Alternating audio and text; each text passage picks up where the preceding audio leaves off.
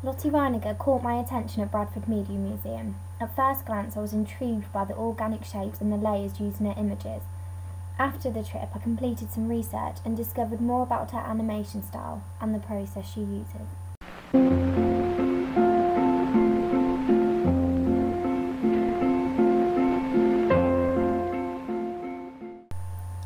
Lotte was born in Berlin in 1899 and was the first person to create a full-length animated film. Prince Ahmed was made in 1926. Made before the invention of talking motion pictures, The Adventures of Prince Ahmed is a silent German film. The animation techniques used in this film are unlike anything I've ever seen before. Every image on the screen is a paper cutout and stop motion is used to make the characters move. This style of filmmaking is called silhouette animation and it is simply amazing. The amount of detail that Reiniger includes in her characters is absolutely astounding. What's even more incredible is how lifelike these paper cutouts seem. The careful skill which goes into creating the figures give them delicate human characteristics which is translated on screen and helps the audience relate to the story.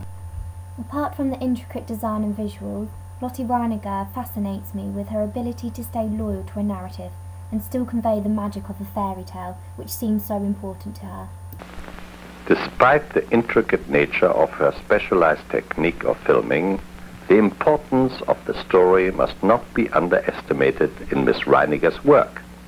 The magic of the fairy tale has always been her greatest fascination, yet her own interpretations attain a unique quality. Although Reiniger's animation technique is not practiced much anymore, the elegance of the visuals have remained powerful and has influenced animations today. In Harry Potter and the Deathly Hallows, there is a short animation called The Tale of the Three Brothers. Although it is much more complex, the principle and style behind it is very similar to Reiniger's work. This demonstrates her creative impact on the world of film and animation.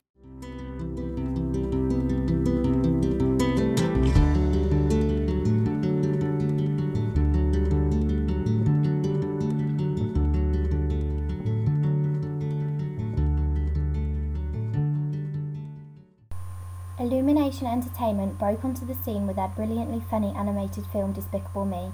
The company is growing rapidly with 8 films in development, including a sequel to Despicable Me. Illumination Entertainment is an American film production company founded in 2007. It has an exclusive partnership with Universal Studios. They have released 3 feature-length productions, including a version of Dr. Seuss's Lorax. Although co-owned by Universal, it still has creative control as an independent company. Illumination Entertainment specialise in CGI animation and stop motion. Whilst making my decision on what pathway to take in September, I thought about favourite films and animations to help me out.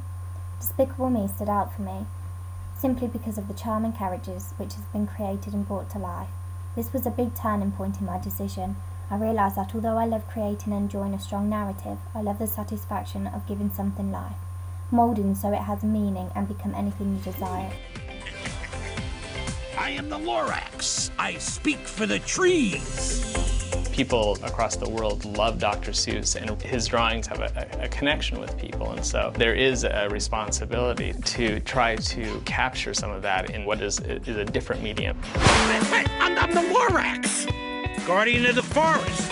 You definitely have to take a lot of creative license because what works on the page of a book isn't necessarily going to work really well in the medium of film. You chopped down one of my trees to make that piece of garbage? We didn't know whether or not we could truly do justice to this story until we had translated that very simple design of the Lorax into a 3D character, and we could see that the spirit of his drawing was living and breathing in that dimensional character. In contrast to Reiniger's early animation practices, Illumination Entertainment are a very modern company. It is interesting to see that even though they have over 50 years between them, each practitioner devotes time, effort and skill into perfecting the characters and the environment. I feel this is important in making and developing an animation, and I strive to carry out the same process in my work. You don't love me!